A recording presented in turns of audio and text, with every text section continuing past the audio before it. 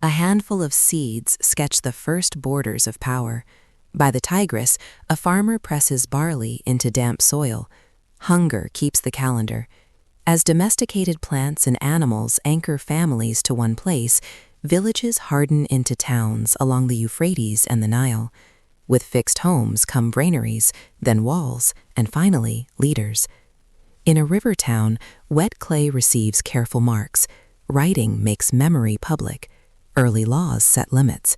From the Indus to the Yellow River, temples train the first bureaucrats. But what makes strangers accept rules they did not write? Authority links with belief, spreading along imperial routes. Couriers thunder down a royal road as Persia contends with Greek coalitions and watches Rome's frontier. In their wake, new ideas follow. Teachers ask how to live well. Confucianism prizes duty. Buddhism seeks an end to suffering, and Greek thought builds habits of reason. These ancient frames still shape our schools, our laws, and the systems that judge us.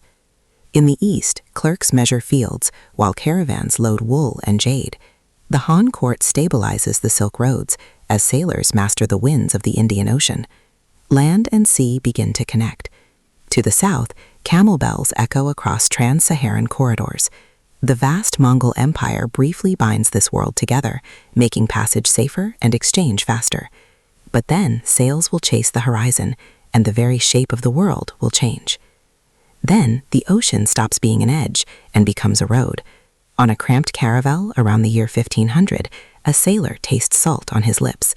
A descendant of that first farmer waits on a dock, trading grain for rumors of gold. Ships connect distant shores, and the Columbian Exchange reshapes life itself. Potatoes thicken stews in Europe, while new diseases devastate the Americas. Across these same waters, the Atlantic slave trade forces millions into chains, severing them from language and home. Empires grow, routines change, and these new roots carry arguments about power and what it means to be a person. In salons and workshops, hands stained with ink and smoke test old claims. Pamphlets and experiments teach people to trust reason and to name their rights. This enlightenment offers a new language for dignity. Around 1789, crowds in France topple a throne. In Haiti, the enslaved overturn a world. In colonies, assemblies redraw the meaning of citizen. But who is a citizen? Who gets to belong? These questions, written on paper, are answered on streets and plantations with beliefs, laws, and blood.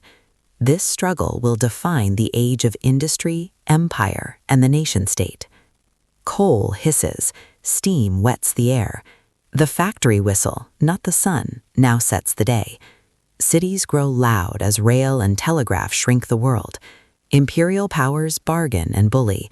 Resistors answer from markets and mountains. New nation-states promise belonging, but demand sacrifice. By 1914, alliances trigger a world war. By 1945, a second has changed borders and beliefs forever. Decolonization multiplies flags on the map, while a Cold War divides the globe in fear.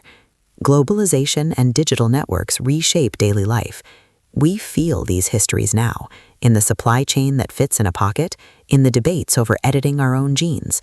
History is not over, it is simply waiting for the next turn, where new tools meet our oldest longings, and the story bends once more.